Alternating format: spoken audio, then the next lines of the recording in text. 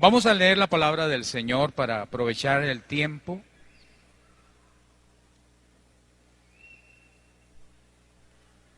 Libro de los Hechos de los Apóstoles, capítulo 2.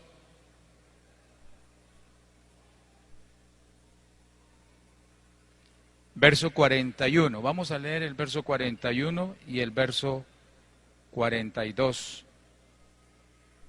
Bueno, para ayudar a ubicar a los amigos, permítame leer desde el verso 37.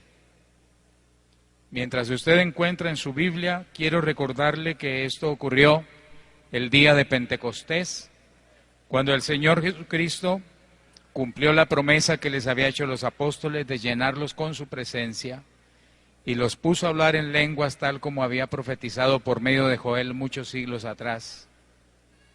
La gente se agolpó, algunos dudaban y pensaban que era cuestión de tragos, pero el Espíritu Santo movió al apóstol Pedro y a los otros 11 con él para hablar, y al final del discurso el apóstol Pedro concluye diciéndoles: sepa pues ciertísimamente toda la casa de Israel que a este Jesús a quien vosotros crucificasteis Dios le ha hecho Señor y Cristo. Y mire la respuesta de la gente. Al oír esto, verso 37, Hechos 2:37, se compungieron de corazón y dijeron a Pedro y a los otros apóstoles: varones hermanos, ¿qué haremos? Pedro les dijo: arrepentíos y bautícese cada uno de vosotros en el nombre de Jesucristo para perdón de los pecados y recibiréis el don del Espíritu Santo, porque para vosotros es la promesa y para vuestros hijos y para todos los que están lejos, para cuantos el Señor nuestro Dios llamare. Y con otras muchas palabras testificaba y les exhortaba diciendo: sed salvos de esta perversa generación. Verso 41. Así que los que recibieron su palabra fueron bautizados, y se añadieron aquel día como 3,000 personas, y perseveraban en la doctrina de los apóstoles, en la comunión unos con otros, en el partimiento del pan y en las oraciones. Los invito para que me acompañen a leer el verso 42, leámoslo a una sola voz. Y perseveraban en la doctrina de los apóstoles, en la comunión unos con otros, en el partimiento del pan y en las oraciones. ¿Alguien contó en cuántas cosas perseveraban? 4. Vamos a repetirlas bien. Yo les leo la expresión de conexión y ustedes dicen cuál era el asunto en el que perseveraban. Y perseveraban en la doctrina de los apóstoles, en la comunión unos con otros, en el partimiento del pan y en las oraciones. Demos una alabanza al Señor. Gloria al Señor Jesús. Pueden tomar asiento, hermanos.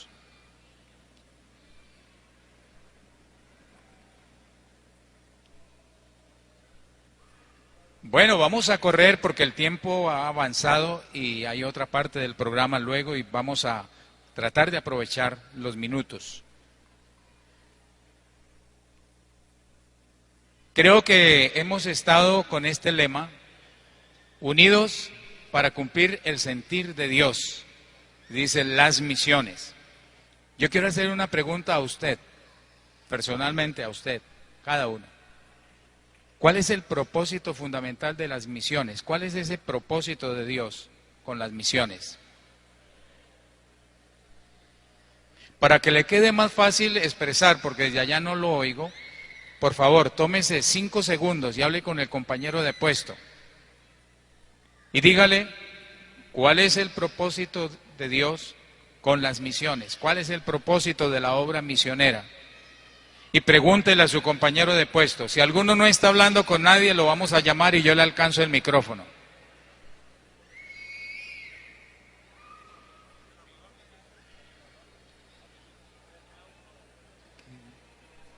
Ahí hay 3 que no están hablando.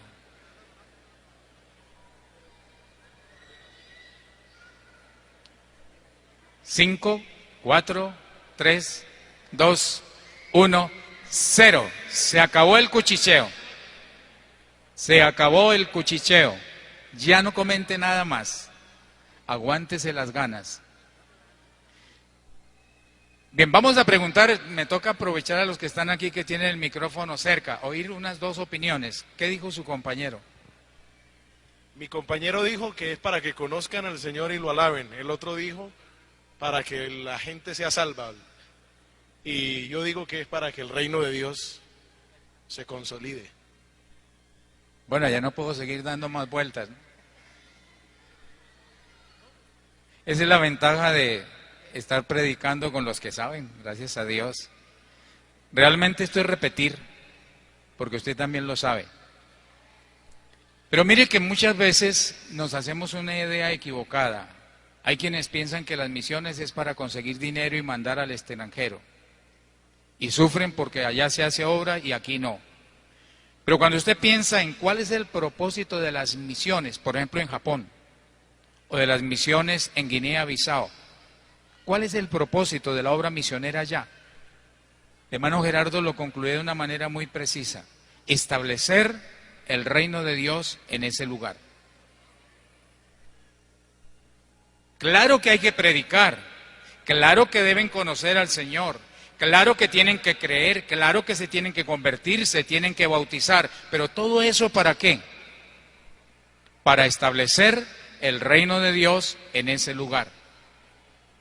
Cuando en el Canadá una familia o una iglesia pensó en una obra misionera en Colombia, ayer nos contaban al promover en la ofrenda allí en Girón, que vendieron sus cosas para invertirla en la obra misionera. Y fue cuando vino el hermano Larsen. ¿Cuál era el propósito? ¿Gastar una plata? ¿O que se estableciera el reino de Dios en Colombia? ¿Qué es el reino de Dios? ¿En qué consiste eso del reino de Dios? Porque hay personas que conocen a Dios, pero no lo dejan ser rey. Ayer se estaba posesionando el presidente de Colombia, porque constitucionalmente es el 7 de agosto. Pero había una buena cantidad de colombianos que no estaban de acuerdo. Pero igual hay que recibirlo. Y seguramente que cuando esos que no están de acuerdo oigan que el presidente dice suban la mano, y dicen, ¿por qué? No la subo, no le hago caso. Pero él es el presidente, sí, ¿y qué? Igual pasa con los reyes en los países donde hay monarquía. La gente que está de acuerdo con ellos y que los reconoce como rey, se declara súbdito y lo que el rey diga hay que hacerlo. Y si el príncipe, el hijo del rey, se va a casar, hay que, aunque sea de lejos, estirar la cabeza para tratar de mirar el carruaje donde va desfilando. Allá va el príncipe. Y cuando sale la reina. Y si alguien habla mal de la reina, cuidado. Pero los disidentes, los que no están de acuerdo, siempre están mirando la forma de criticar, la manera en que esos monarcas llevan su gobierno.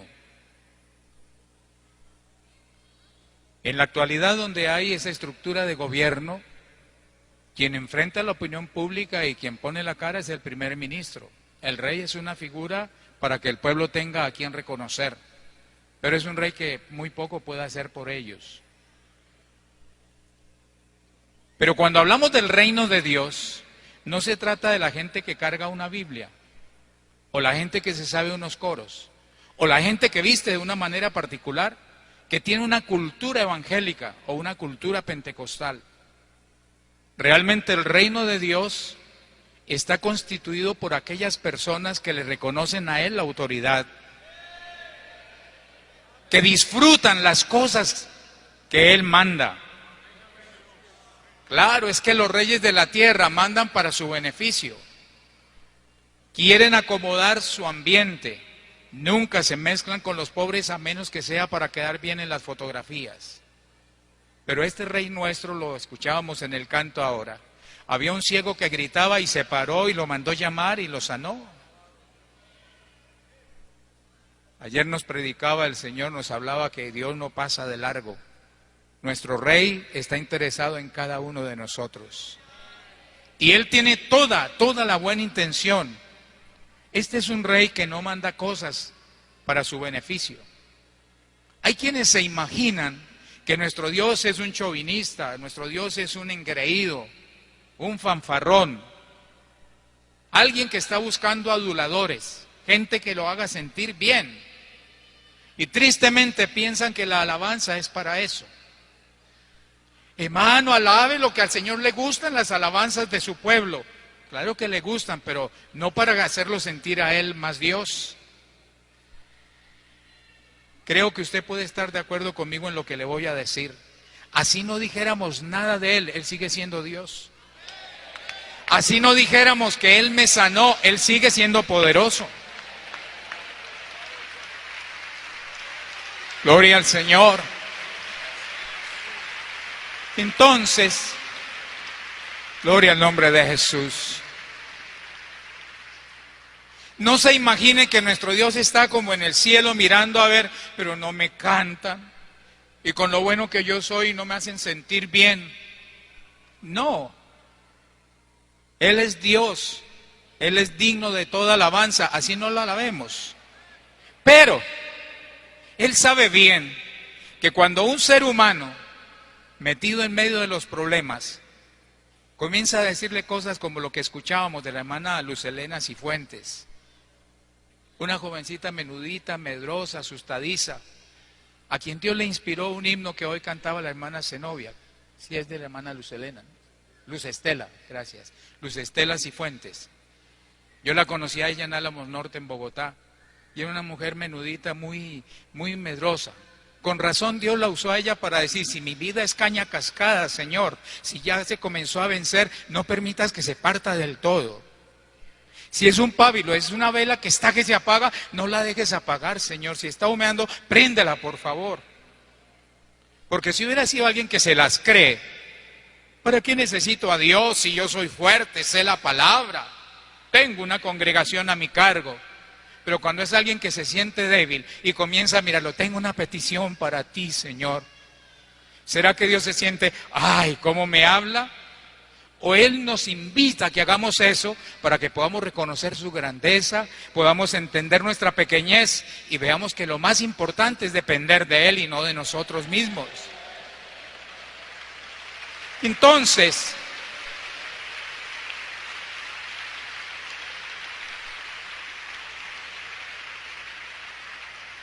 cuando nosotros cantamos, Él puede, yo sé que Él puede, ¿es para hacerlo sentir a Él que por fin le reconocemos? ¿O es para que nos podamos convencer de que por qué sigo dudando y sufriendo si Él puede? Cuando pensamos, voy a ayudarle a Dios con mi ofrenda, y confórmate con esto, Es diferente a cuando pensamos, Señor, todo es tuyo. ¿Sabe que este coliseo es de Él? Nosotros no debiéramos pagar nada por el alquiler de este coliseo. Algún día cuando entraban al templo que habían construido para la gloria de Él, Jesús y Pedro iban entrando y el que cobraba los impuestos le dijo, ¿y tu maestro no paga? Pedro se dijo, pues sí, y se acercó a Jesús a decirle, Señor, ¿qué hacemos? Pienso que de pronto Judas no estaba, que era el que manejaba la caja, no estaba el tesorero. Y el Señor le dice, ¿qué te parece, Simón? Antes de que Pedro preguntara algo, ¿de quién cobran los tributos, los impuestos, los reyes de la tierra? ¿De sus hijos o de los extraños? Ah, no, de los extraños. Bueno, entonces los hijos están exentos, ¿cierto? Pero para que no se ofendan, ve al mar, echa el anzuelo y el primer pez que saques, ábrelo. Y en la boca va a traer un estatero que correspondía a los 2 pagos. Y ve y dáselo por ti y por mí. El Dios al que le habían construido el templo pagando impuestos para poder entrar a su templo. Pero los seres humanos son así cuando no entienden el reino de Dios. Y pensamos, Señor, te voy a dar de mi trabajo. Créanme que Dios, cuando le dijo a Pedro, echa el anzuelo y saca un pez, le estaba dando para la ofrenda de Él, para la gloria de su Señor y para que le quedara un pescado para comer. Si usted trabaja remontando calzado, haciendo faldas, no tenga miedo que si no tuvo para la ofrenda hoy, pero obedeció el llamamiento y vino y con la mano vacía, Señor, el próximo día yo quiero tenerla llena.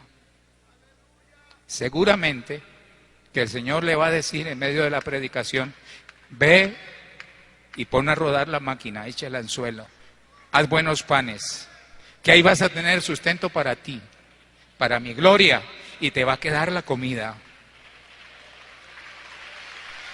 Gloria al nombre de Jesús.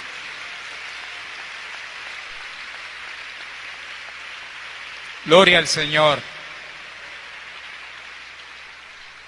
A veces pensamos que nuestro Dios es tan cruel que si no nos ve llorando con amargura y dolor y que las rodillas y los codos se nos están partiendo, no nos va a oír. Y como que estuviera diciendo, 1 hora más y te respondo.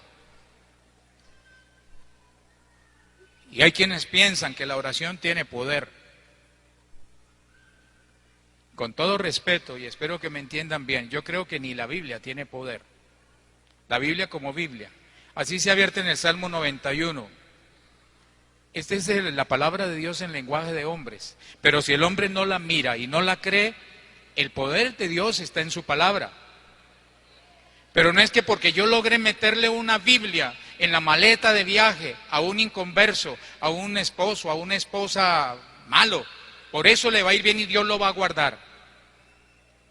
Hay quienes testifican que llevan el Nuevo Testamento en el bolsillo cuando le dieron el balazo mientras estaban en la guerrilla, y sí nos mostraron en la sociedad bíblica el Nuevo Testamento horadado por la bala y lo salvó. Pero yo no creo que el poder de la palabra sea como un talismán. Lo que pasa es que cuando le creemos lo que Dios dice aquí, nuestra vida cambia y comenzamos a aceptar lo que el Rey manda y comenzamos a obedecerlo y entendemos que Él se comprometió a ayudarnos cuando nosotros le clamamos a Él. Y entonces no es que yo con mi oración consigo, con mi oración todo lo que hago es declararle a Él que su palabra halló cabida en mi corazón y que yo se la creo. Y porque tú dijiste, Señor, que sanas a los enfermos, yo te ruego, sáname. Y entonces Dios oye la oración. Y no porque mi oración lo conmovió, lo movió a Él. No, es que Él ha querido sanarme y estaba esperando que yo clamara con fe. Gloria al Señor Jesús. Es importante entender esto del reino de Dios, porque hay quienes visten como ciudadanos del reino, pero su corazón no está allí. Visten para contender con los que no tienen el uniforme todavía, pero que sí están queriendo obedecer al Rey. En esta comunidad de 3,000 cristianos que se convirtió el día de Pentecostés, porque fueron bautizados, si los invitáramos esta mañana, sigan hermanos, sigan los del sermón del día de Pentecostés, ¿dónde acomodamos 3,000 personas en el espacio que queda? No cabrían aquí. Era una multitud de personas y estaban convencidos. Pero mire lo que dice la palabra de Dios. Así que los que recibieron su palabra fueron bautizados y se añadieron aquel día como 3,000 personas. La iglesia pasó de 120 a 3,120 en un momentico. Porque es el Señor quien añade a la iglesia a los que han de ser salvos. Y ese día quiso añadir 3,000, como 3,000. Y ese grupo, dice la palabra de Dios, y perseveraban en la doctrina de los apóstoles, en la comunión unos con otros, en el partimiento del pan y en las oraciones. Cuando pensamos en establecer el reino de Dios en algún lugar, en Bucaramanga, en Girón, en Cachirí, otro municipio que no tiene el evangelio, Jordán Sube tampoco tiene el evangelio. Hermano Irenio nos está recordando 6. Y usted sigue mirando y dice, Dios mío, hacen falta más. Y nosotros amontonándonos en las iglesias locales y peleándonos porque nos dejen predicar una vecesita. Si le creyéramos al Rey lo que Él es capaz de hacer, seguro que diríamos, hermanos, no solamente pagar el coliseo, hay que garantizar el sustento de un predicador en esos municipios. Y tendría más sentido un carro invertido allí que un carro llevando a una persona que está fría, que está como un pábilo humeante, a un lugar de pecado, a cometer un error y salirse del reino de Dios. Por eso fue que Él dijo, buscad primeramente el reino de Dios y su justicia, que todo lo demás vendrá por añadidura. Pero ¿de qué sirve que esa declaración tan profunda, tan grande, llegue a sus oídos si usted no es capaz de creerla? En cambio otro viene y le dice, qué vida tan aburrida la de los evangélicos. No fuman, no bailan, no toman, no son adúlteros, no roban. ¿De qué van a vivir? Si les dan un puesto público, lo pierden porque no sacan tajada. No vaya a cometer el error. Mire que si usted se consagra, tendrá que dejar esto y esto y esto y esto. Y a ese sí le cree. Porque lo está invitando. Véngase al reino de las tinieblas. Aquí Satanás es el que decide qué hay que hacer. Él nos deleita aquí y el deleite se siente ya. En cambio, el Señor nos está diciendo que tiene una eternidad para ofrecernos. Que el gozo es eterno, perpetuo. No es el deleite temporal del pecado. No, es un gozo permanente. A pesar de las dificultades, de las bendiciones, estad siempre gozosos, dice el Señor. Yo quisiera invitarlos en los minuticos que me quedan para pensar un poco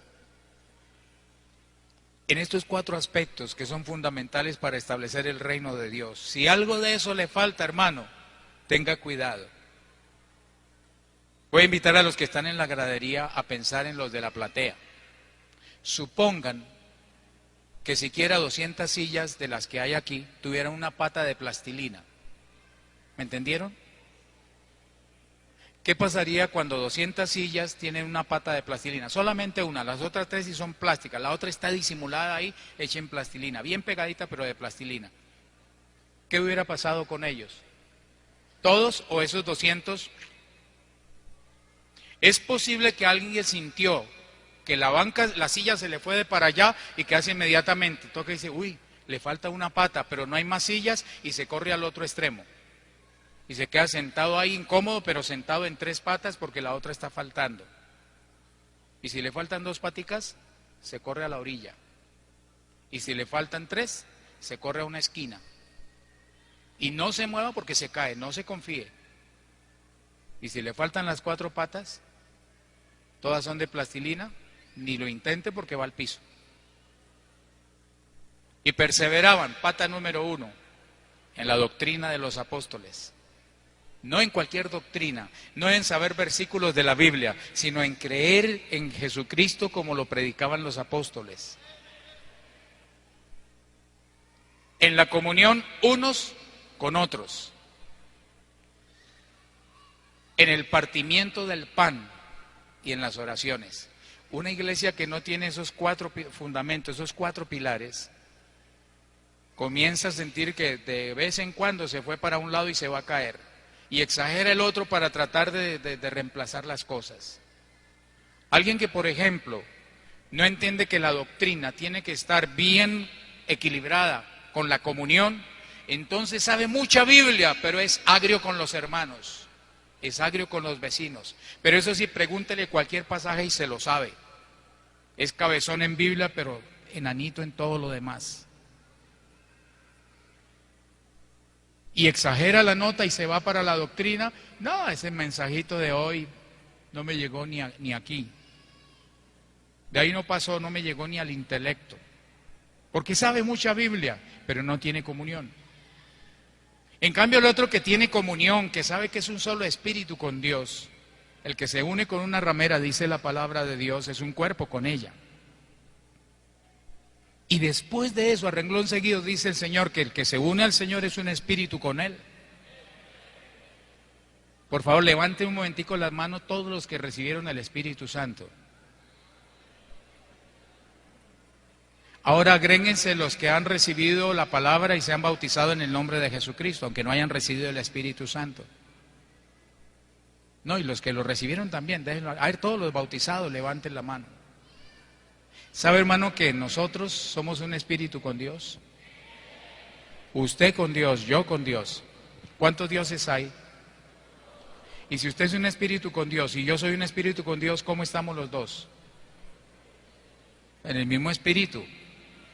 Si esta parte fuera un espíritu con el Padre, y lo digo con todo respeto, esta parte con el Hijo y aquella con el Espíritu Santo, pudiéramos tener diferencia, porque alguien diría, el Padre es mayor que el Hijo.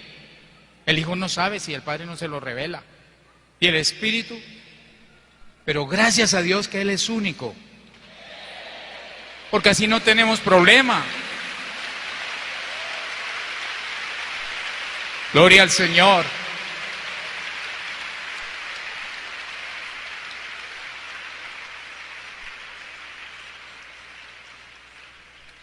El viernes pasado, después del culto de preconvención que tuvimos en Girón, en todas las iglesias, cada iglesia en su sector, cultos al aire libre con los músicos que están allá, fui a darle las gracias a la familia que nos regaló la corriente. Y me preguntó la dueña de casa, me dijo, pero ¿ustedes creen en el Espíritu Santo? Y le dije, claro. Que me dijo, ¿qué quería decir Pentecostés?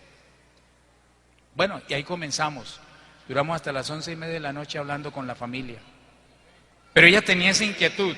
¿Ustedes creen en el Espíritu Santo? Claro. Pero entonces no solamente en Jesús. Y bueno, ustedes se imaginan que tuvo que explicarle. Es que Él es el Espíritu Santo. Pero mire cómo la mente de la persona se cierra. No cree sino en una partecita. Por eso es necesario, hermano, que la doctrina se enseñe bien, se aprenda bien, para que la comunión esté sana. Si yo no entiendo que la obra social es una muestra de esa comunión unos con otros, de estar en una común unidad con el Espíritu Santo, ser uno solo con Él y ser uno solo entre nosotros, a pesar de las diferencias. Cuando llega la hora de almuerzo, usted sale del culto y va y busca la bandeja paisa porque le gustan los frijoles. El otro le dice, uy, no, frijoles, gas, horrible. Y va y se pide un pescado. Y el otro prefiere espaguetis con pollo. ¿Por qué? Es que esto es lo más rico. Y el otro dice, espaguetis, pastas, uy. Frijoles, uy. Y tenemos diferencias en la cultura, en las costumbres. Pero cuando nos sentamos aquí y nos dice, de una alabanza al Señor, el de los espaguetis, el de las pastas, el del pollo, el del pescado, el de la bandeja paisa, olviden eso y dicen, amén, gloria a Dios. Bendito el nombre de Jesús.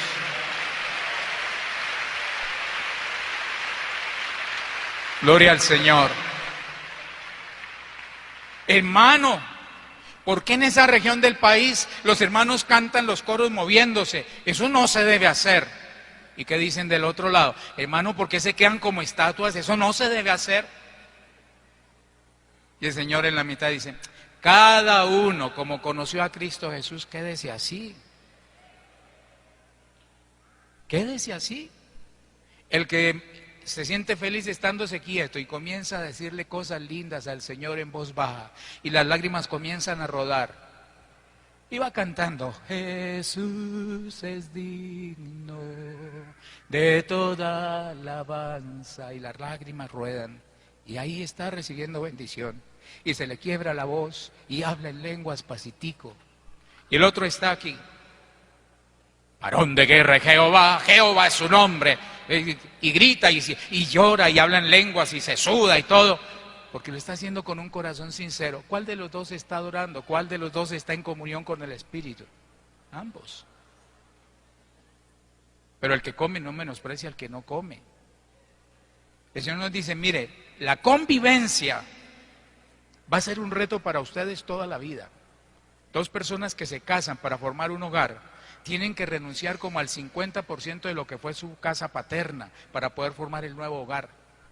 Y a los padres eso nos cuesta. Cuando nuestro hijo dice, yo aprendí a ser organizado al lado de mi esposa. Uy, ¿por qué dijo eso? Pero es que él tiene que renunciar a algunas cosas que aprendió en su casa para poder formar un hogar con su esposa. Cuando alguien quiere ser parte del reino de Dios, lo primero que el Señor le dice, si alguno quiere venir en pos de mí, niéguese a sí mismo. Señor, tome su cruz. Esté dispuesto a que esto le va a costar, porque es que yo pensaba pero está mal. Y ahora sí sígame. Pero nosotros queremos seguirlo sin dejar nada. Y con todos los corotos, en la costa dicen motete, ¿no? Por una parte el motete, los chismes, los corotos, el trasteo. Con todo eso, Señor, yo te sigo. Permiso que voy siguiendo al Señor. Dice, despojémonos de todo peso y del pecado que nos asedia y corramos con paciencia.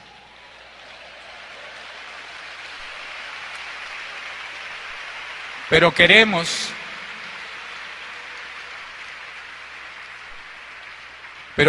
que la iglesia nos acepte todas esas cosas. Por eso es importante, hermano, estar bien en la doctrina, porque la doctrina es como el esqueleto en el cuerpo. El esqueleto no lo vemos, pero el esqueleto le da forma al cuerpo. Una persona que tiene una desviación en la columna tiene una protuberancia y se ve diferente. Una persona que tiene una escoliosis y tiene rotadas las vértebras de para allá, camina así porque tiene el esqueleto mal. Alguien a quien le oyó mal un dedo, de pronto ese dedo se queda estirado y los demás sí se mueven porque se perdió la movilidad. Piense por un momento, ¿qué sería de mí si no tuviera esqueleto? Si a la voz de 3, 1, 2, 3, ¡pum!, me desapareciera, ¿qué quedaba? Un montón de músculos, de piel, de carne, con unos ojos encima, porque sin cráneo, sin huesos. Ahora, ¿por qué podemos caminar?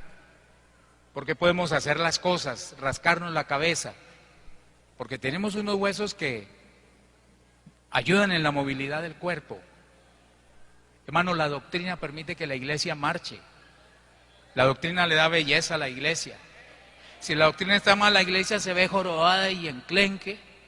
Pero si la doctrina está bien, la iglesia se ve hermosa.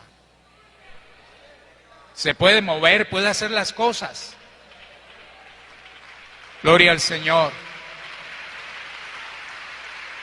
Una consecuencia,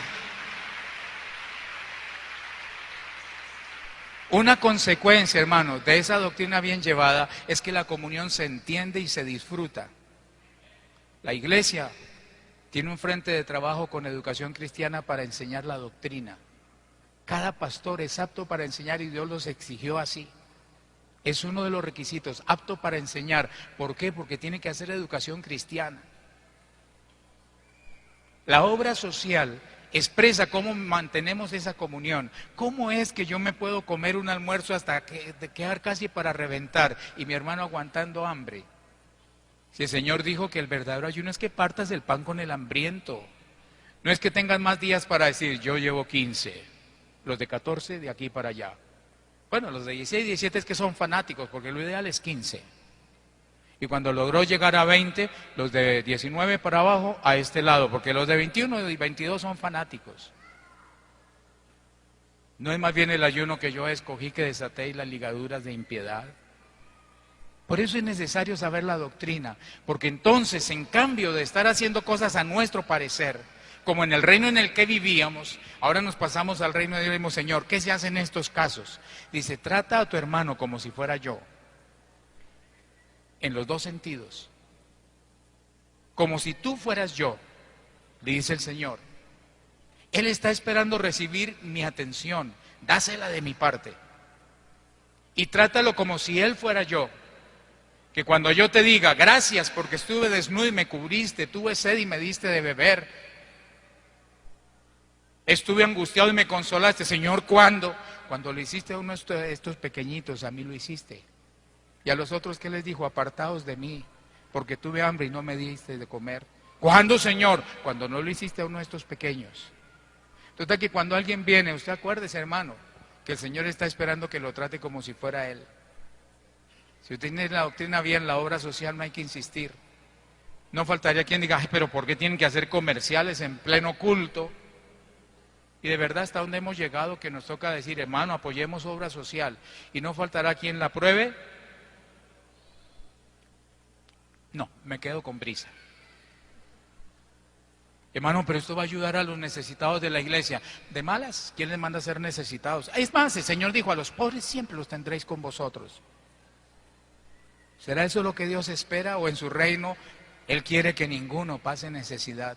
Y por eso le da a usted para que gaste y para que tenga que compartir con el que padece necesidad.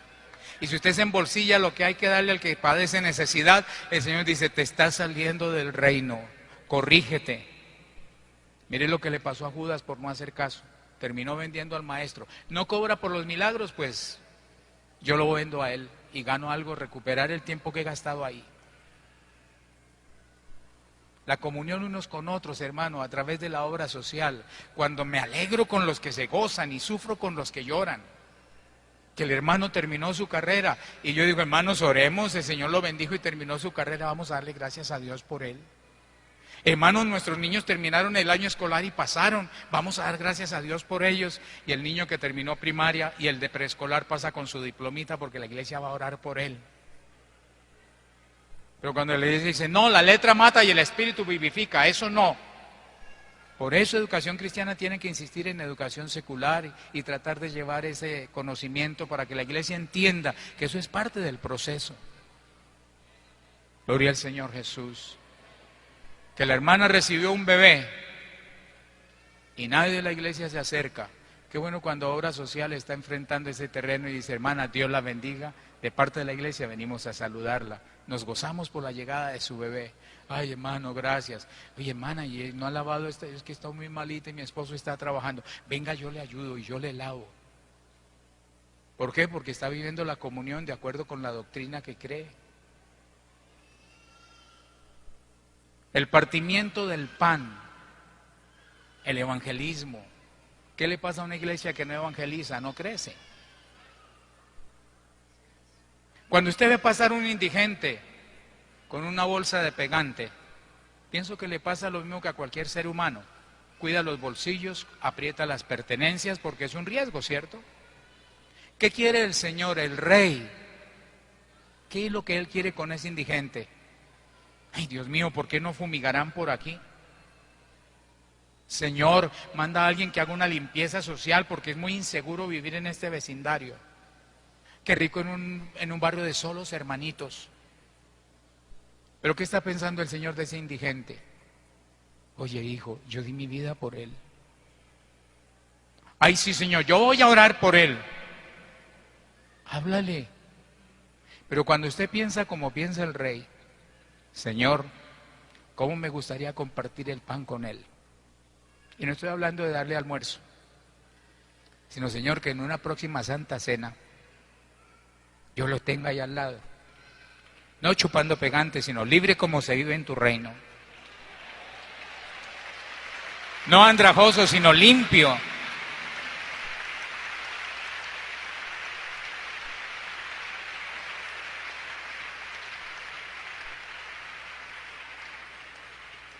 Y usted tiene eso en su mente y de esa vecina escandalosa, ese vecino que le hace la guerra, ese profesor que se le burla en la clase. Y usted dice, Señor, yo quiero compartir el pan con él, yo quiero tenerlo en la Santa Cena. Necesita el Evangelio, yo voy a dar tu palabra para que él la reciba. Si la cree bien y si no la cree es cosa de él. Pero Señor, yo no me voy a quedar callado. Y cuando la iglesia comienza a dar testimonio, y no indistintamente, sino que antes habla con el Señor, antes de predicar, antes de hablar, antes de cantar, antes de todo le está diciendo, Señor, ¿qué quieres que yo diga? ¿Qué quieres que yo hable? ¿Cómo debo manejar las cosas? ¿Qué tengo que cambiar, Señor, en mi vida? Cuando le estamos hablando a Él continuamente, como nos recomendó el Rey, orad sin cesar. No es 1 hora al día, ni 2 horas al día, ni 3, una en la mañana, otra en la tarde, otra en la noche. No deje de orar. Mientras está haciendo mercado, vaya dando gracias a Dios. Qué plátanos tan hermosos, Señor. Qué bendición. Bueno, están caritos, pero igual tú eres el que provees. Gracias, mi Señor. Si usted está orando, no le dan ganas de hacerle caso al que le dice, empaque ese que no se lo contaron, no se lo cobraron. Eso es bendición de Dios. Eso es robar. Hola, no me lo cobraron. Yo lo puse ahí y ella lo vio y no me lo cobró. Es el que me lo regaló, ¿cierto, Señor? Pero cuando está orando sin cesar, haciendo mercado, mientras pica la cebolla, mientras maneja el carro y está hablando con Dios, en cambio de ver mujeres provocativas que lo hacen pecar, comienza a ver gente que necesita el pan del Evangelio, que necesita el pan que descendió del cielo. Y en donde hay dificultades, está tan acostumbrado a hablar que el Rey le dice, cuidado, dobla a la derecha, frena, acelera. Gloria al Señor.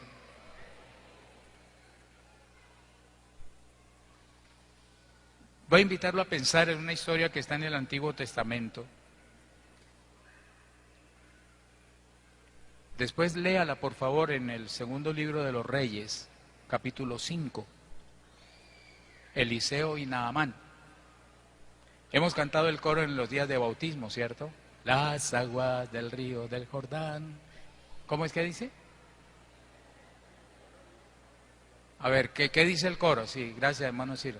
¿Qué dice el coro? las aguas del río del Jordán. ¿De verdad fueron las aguas? Uy, qué aguas tan benditas, ¿cierto? Hay que llevar botellitas y vender. ¿Sí ve lo que pasa por tener mala doctrina? No, fue Dios el que lo limpió. Que usó las aguas como una demostración de fe fue otra cosa, pero no fueron las aguas. Acuérdese de la historia. Naamán, general del ejército del rey de Siria, era varón grande delante de su señor, señor con minúscula, del rey de Siria, y lo tenía en alta estima, porque por medio de él había dado Jehová salvación a Siria. Total que era un hombre a quien Dios había usado para triunfos en Siria, y el rey de Siria lo estimaba muchísimo.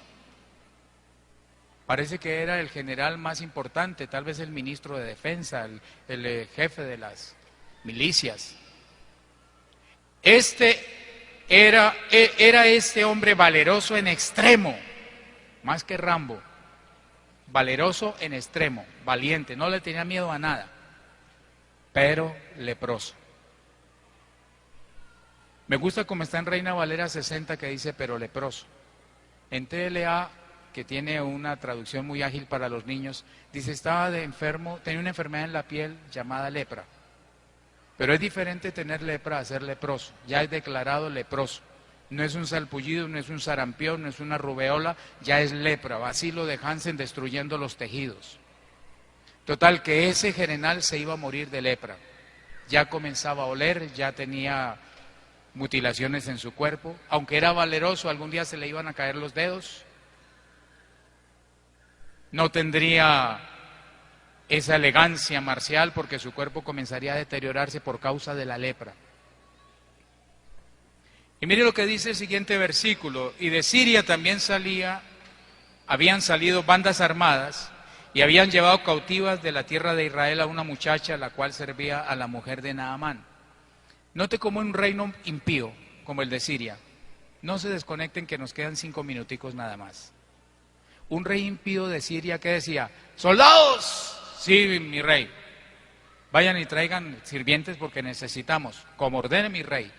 Iban y a las malas salían bandas armadas y traían gente para servir aquí. Dentro de esos trajeron una muchacha, la otra versión dice una niña, y la trajeron para que sirviera en la casa de Naamán, ayudándole a la esposa.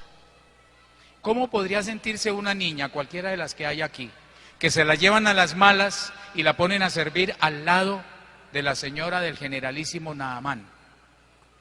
¿Por qué me quitaron de mis padres? ¿Por qué me alejaron de mis hermanitos, de mi novio? Bueno, todo lo que pudiera anhelar, de mi estudio, de mi casita. Y ahora aquí como una criada, yo era importante allá, aquí soy una sirvienta, soy una esclava. Pero note que este general, además de ser un hombre valeroso, parece que era un hombre que lograba llegarle bien a la gente. Porque esta jovencita dijo a su señora, si rogase mi señor al profeta que está en Samaria, él lo sanaría de su lepra. Noten, hermanas Dorcas, ¿por qué las Dorcas deben estar en el propósito de Dios?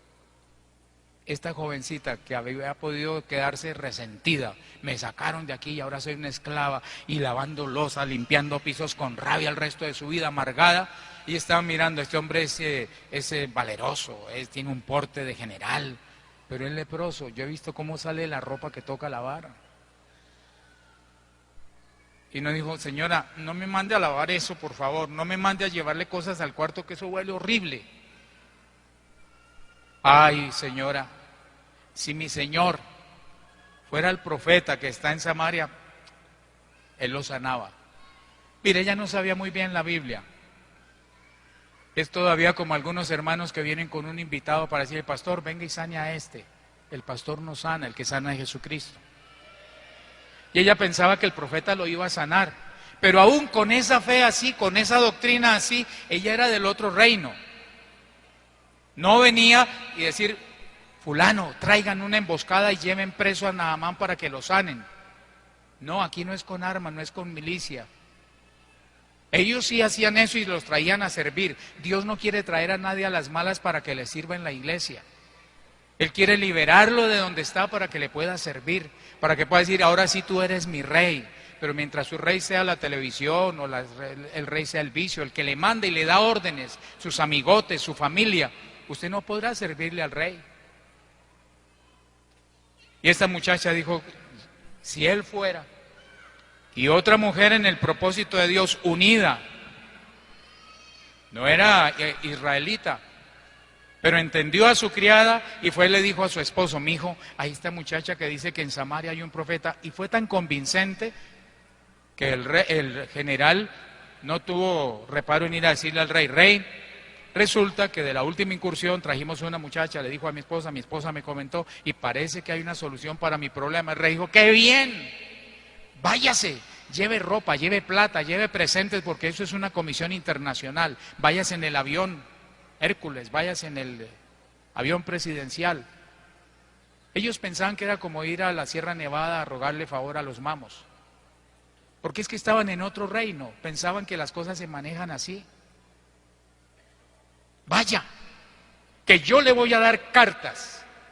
Voy a invocar el Tratado de Ginebra, voy a invocar los pactos de Varsovia, todo lo que sea necesario, la política internacional, para que ese rey me haga el favorcito. Y le mando cartas. Ahí le mando a mi general, mi generalísimo, sánemelo por favor. Y el rey de Israel que dijo, ¿cómo es esto? Esos que están pensando, y rasgó las vestiduras lleno de indignación, de miedo, de todo. Y le dice a su gente, si ve cómo toma ocasión contra mí, mire cómo procura provocarme para venirse a pelear y justificar otra incursión más agresiva. ¿Acaso soy Dios que dé vida o quite la vida de la gente? Él no entendía que la jovencita sí estaba bien ubicada y le había dicho que tenía que ir a donde el profeta. Pero el profeta oyó el mensaje, tenía la sensibilidad, también unido en el propósito de Dios, por tomar a Naamán y ponerlo en el reino de Dios. No importaba que allá fuera generalísimo, que allá fuera profesor universitario, que allá fuera médico, abogado, odontólogo, ingeniero. Igual puede seguir siendo general, pero estando aquí en el reino de Dios. El profeta le manda a decir al rey, ¿por qué ha rasgado las vestiduras? Mándemelo. Y que sepa que sí hay profeta en Israel. Es decir, que Dios sí obra aquí. Y llegó con sus carros, las escoltas, todos los operativos, los 3, 4 anillos de seguridad, gente con gafas negras y con un audífono en el oído. Vamos allá en la torre de arriba, cuidado, hay un sospechoso. Está avanzando por entre la gradería y alistándose. Y cuando llegaron allá para que saliera el profetica ese, Naamán estaba afuera con toda esa discreción. Y resulta que salió el siervo del profeta. Oiga, que le manda a decir el profeta que vaya y se lave 7 veces en el Jordán para que quede sano de la lepra. ¡Ja! Se puso bravo. ¿No vio mis galones? ¿No vio mis charreteras? ¿No ve mi investidura? Yo pensé que él iba a salir y como hacemos allá, protocolos y cosas bonitas, ceremonias y redobles de tambores, que iba a venir una comitiva y el profeta iba a hacer lo que yo pienso que hay que hacer. Estirar la mano, ponerla en su lugar y yo quedaba sano de la lepra. ¿Acaso no tengo ríos? Un viaje hasta aquí por un riachuelito como el Jordán, Abán y Farfar no son mejores que todas las aguas de Israel. Si me lavo allá no voy a quedar tan bien sano. Él pensaba que la virtud era del agua. Pero mire cómo se une la gente en el propósito de Dios. Los siervos vuelven a intervenir. No se enoje, mi señor, porque le haya dicho algo tan sencillo. Mira, general, si te hubiera dicho, te metes por debajo de esta alambrada arrastrándote en los codos 5 kilómetros y después saltas de ese peñasco hasta abajo y después trepas y haces y enfrentas 5 corajudos, 5 forzudos y los vences, serás sano. Lo hubieras hecho, lo intentas, pero algo tan sencillo, hágale caso. Oiga, ¿verdad, no? ¿Qué me puede pasar si me bautizo en el nombre de Jesucristo? Voy a ir a las clases, voy a enterarme a ver cómo es eso. Y se fue al Jordán, primera zambullida, no pasó nada, segunda tampoco, tercera nada, cuarta nada, no fue que fue desapareciendo paulatinamente. El texto en la forma en que está relatado, se zambulló 7 veces y se fue limpio, y su carne quedó como la carne de un niño. Yo siempre me he preguntado, ¿cómo fue de terrible ese momento de la 7ª zambullida? Porque van 6 y nada cambia. Tantos cultos que he ido y no ha pasado nada. ¿Cuántas veces he ido al altar y no ha pasado nada? Por ir otra vez. ¿Qué puede pasar con otra vez más? Yo mejor me voy. 6 veces y no pasó nada, ese es un farsante. ¡Vámonos! Y que quede mal el profeta, que no se notó ni una mejoría parcial. Ese tratamiento no sirve. Era el momento de la verdad, en que aquí o hago el ridículo más grande, se zambulló 7 veces y salió igual, pobrecito, y toda la gente, ahora es más leproso, y mire, uy, no, qué oso, y es que se metió allá en el río. ¿Para qué le hace caso a los criados? O yo, usted va a hacerle caso al rey y exigirle al rey de aquí que lo sanara. Usted traía soldados como para obligarlo. Pero este hombre como que fue tocado por Dios, no por los comentarios de los que le dijeron, sino que la palabra de Dios en esos comentarios lo golpeó tan profundamente que dijo, va con todo. Y la 7ª zambullida y salió limpio, sin nada de lepra. La piel como la piel de un niño. Pero póngale cuidado a algo más. Después léalo con calma, no tenemos tiempo, pero léalo después. Salió con una mente limpia. No tenía el conocimiento completo, le faltaba aprender más la doctrina, pero por lo menos ahora tenía otra intención. Y viene y le dice al profeta, gracias, mire, yo le pago. Y comenzó a buscar todo lo que traía, tome estas monedas, tome esta ropa, yo traía eso, gracias. Y el profeta le dijo, no, Dios no sana por negocio. Él no es un sanador aquí para cobrar plata por eso, no. Él no es como el indio no sé quién, como la fulana de tal, no. Él de gracia da todo lo que recibimos. Pero no le recibo nada. Bueno, lástima poder pagar algo porque eso es de gratitud. Ay, pero por favor, permítame llevar toda la tierra que pueda cargar en 2 asnos para poderla llevar allá, porque es que mire, oiga lo que dice ese general ahora sanado, no vuelvo a adorar a otro Dios que el Dios de aquí. Yo no vuelvo a adorar a otro. Por eso, póngale cuidado.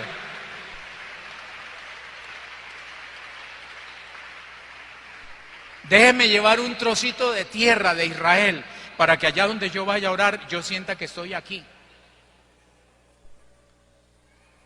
La iglesia del Señor sabe que si bien aquí se han hecho unas parrandas y unas pachangas pecaminosas, horribles, ha habido espectáculos bonitos y también espectáculos grotescos, pero cuando la iglesia entra, todo lo que pise la planta de su pie se vuelve su territorio.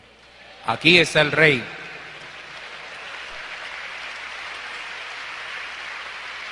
Gloria al Señor. Naamán estaba como diciéndole al profeta, déjeme llevar una astilla de la cruz de Cristo, déjeme llevar un pedacito de la tierra, una piedrita del Jordán, porque con esto sí voy a estar bien allá. El profeta le dice, pues lleve lo que quiera, eso no tiene valor, no tiene sentido. Dice, ay, que Dios me perdone, porque como yo tengo que acompañar al rey en sus oraciones al Dios de él, ya no es mi Dios, a ese Dios, y él ora apoyándose en mi brazo. Entonces yo tengo que arrodillarme con el rey, que Dios me perdone tener que arrodillarme allá, pero ¿qué más hago? Yo soy sirio. Dios no le estaba diciendo, ahora te circuncidas y te vienes para Israel. Lo deja el Señor que se vaya. Pero alguien que estaba aquí en el reino, pero que no había entendido, vivía ahí pero no había entendido, el ayudante del profeta, el criado del profeta, dice, no, es que es el colmo, profeta, semejante cantidad de plata que le traen y no recibirlo. No, eso tampoco se puede perder. Es más, por gratitud ese hombre quiere expresarle, hay que darle la oportunidad de que exprese su gratitud a Dios. El profeta sí entendía que no era darle la oportunidad de que expresara gratitud a Dios, sino que él iba a sentir que había pagado por el milagro. Pero el criado no estaba pensando en Dios, sino en su bolsillo. Y se fue corriendo y alcanzó al general. ¡Ay, oiga! ¿Qué pasó? ¿Qué ocurrió? ¿Necesitan alguna ayuda? Yo me debo al profeta. ¿Qué se ofrece? O no, es que mire, y comienza a mentir. Todo el que quiere hablar mal la doctrina comienza a mentir. Así la disimule bien. Eso es lo mismo. Es la misma iglesia, es otra administración. Tenga cuidado, no se deje engañar. Ven y le dice, no, es que mire, Acaban de llegar unos profetas jóvenes de visita donde mi señor Eliseo, y entonces él quiere darles algo. Entonces, no sé si de pronto 3.000 moneditas, lléveles 6.000 y lléveles el doble. Y le empacó todo, llévele. Y creo que Naamán salió con la fe un poquito maltratada por la intervención equivocada de Giesi. Porque estaría pensando, bueno, gracias que pude pagarle a Dios el favor. Quedamos a una, oye Señor, mire cuánto se le puede dañar la fe a una persona por orientarla fuera de la doctrina. Y él siguió, pero el criado regresó con los que venían cargando las cosas. Y cuando llegó al punto clave, fue y se escondió, guardó las cosas, dejó todo guardadito como una garantía para el momento de la jubilación. Y entró como si nada, sonriente, y el profeta le dice, ¿dónde vienes, Giesi? ¿Tu siervo no ha ido a ninguna parte? No, yo no estoy intentando nada raro. Dice, ¿no estaba mi espíritu contigo cuando el sirio se devolvió para recibirte y que te dio esto y esto y esto? ¿Es tiempo de conseguir dinero a costa del evangelio? ¿Es tiempo de vender la salvación? Que lleve un poquito de esto y pague tanto, que haga un giro y entonces Dios le da la respuesta. ¿Es tiempo de negociar con la salvación de las personas? Ahora, para que se dé cuenta del error tan grave que es tratar de comerciar con la palabra de Dios, usted va a recibir la lepra de Naamán, y usted y su familia y su descendencia para siempre. Y salió blanco como la nieve de la misma lepra, completamente leproso. Hermanos, será importante trabajar bien la doctrina, la comunión unos con otros, el partimiento del pan y las oraciones para estar en el reino de Dios. ¿Cómo es que nos invitan a un culto un domingo en la mañana y alguien que tiene familia necesitada se queda viendo televisión al lado de ellos? O se los trae a ver si de pronto, y para poderlo convencer le dice, ay, camine, vamos que yo le invito el almuerzo. La gente vendrá por la obra social, pero la obra social no evangeliza. El partimiento del pan y la comunión unos con otros son dos actividades independientes. Para que se conviertan hay que llevar la palabra, hay que compartir el pan. Y a los que se han llegado hay que compartirles esa comunión unos con otros. Es necesario vivir conforme a la doctrina de los apóstoles. No se la deje cambiar. Esa que se predicó desde Pentecostés para acá, esa es la que debemos mantener. Y hay que perseverar en las oraciones. De esa manera usted podrá servir a Dios en su propósito en donde quiera que esté. Usted es el más insignificante del grupo de trabajadores de su empresa. El hazmerreír de todos porque usted es el que tiene el oficio más sencillo. Es como la criada aquella que fue llevada a las malas. Por necesidad trabaja allá, porque le hacen la vida cuadriculada. Pero cuando ve al dueño de la empresa, a su señor, su patrón, con problemas graves en el hogar, con la lepra del pecado destruyéndolo, en cambio de guardarle las razones, en cambio de hacerle cuarto para ver si lo trata mejor, le paga más, qué bueno que usted le pueda decir, si fuera el Señor, si conociera a Jesús, si permitiera que Dios lo sane. Y si esa persona oye el testimonio de esa empleada del servicio, después tendrá que decirle, mujer, ya no creo por tu dicho, sino por lo que he oído de él. Hermano, ponernos en el propósito de Dios es entender que Dios está interesado en establecer su reino, no para tener súbditos, sino para tener gente a quien ayudar, a quien salvar, a quien perfeccionar. Gente que lo adore, no para hacerlo Dios, sino para que puedan entender su necesidad y la grandeza de su Señor y puedan confiar y recibir la solución. Aquí hay personas que han luchado con los vicios, que han tratado de mantener su hogar estabilizado, pero la lepra del pecado, que es peor que la lepra de Naamán, los tiene consumidos. Son valerosos trabajadores y se esfuerzan por la familia. Mujeres que cocinan y lavan y atienden a su familia muy bien, pero cuando se trata de Dios, lepra. Ay, mija, eso no tiene nada de malo, váyase con ese muchacho, váyase a vivir con él así, es un buen partido. Pero cuando la palabra está en el corazón, esa mujer dirá, no, un momentico, vamos a hacer las cosas. Vamos para que el Señor la sane. Por favor, pónganse de pies.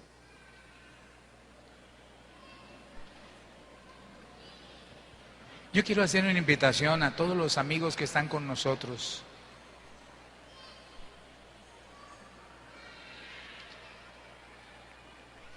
Estírense un poquito, por favor, todos, estírense un poquito, bostecen si quieren, porque vamos a orar.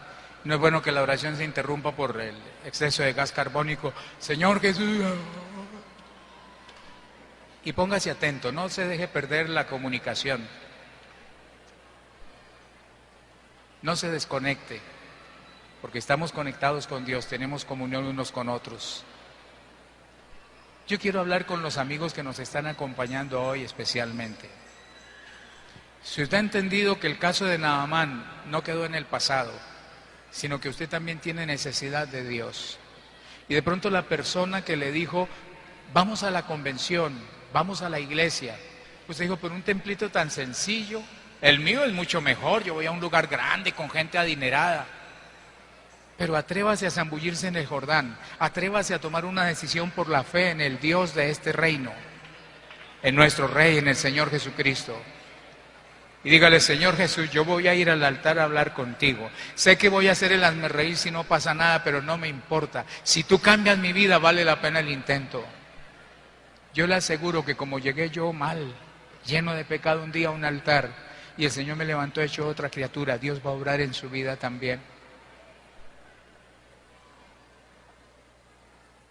Voy a invitarlo, si necesita la ayuda de Dios, no se ponga a llevar tierra de aquí, no se ponga a llevar cosas. Venga y tenga un encuentro personal con el Señor Jesús. Dios lo bendiga. Usted no sabe cuál es la necesidad de cada uno, pero la invitación es para todos. Dios la bendiga. Siga, por favor.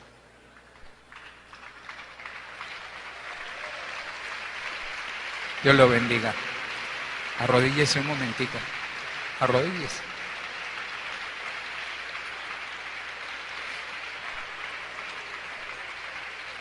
Hermano, no creo que usted, hermano, escuche, no creo que usted sea indiferente a lo que le voy a decir.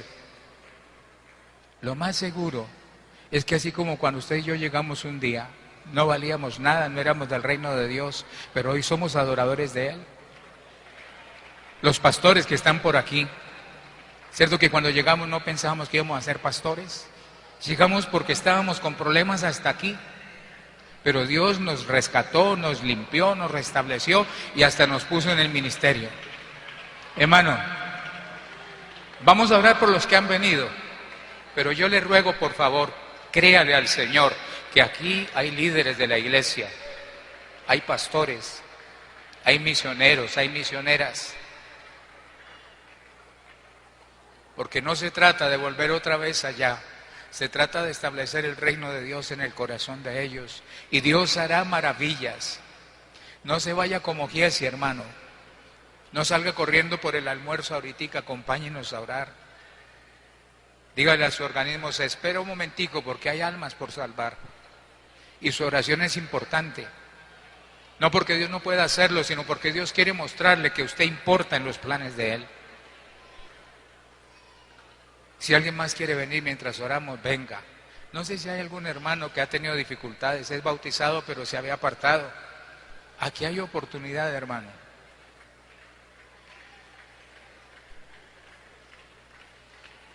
Cierre sus ojos, hermano.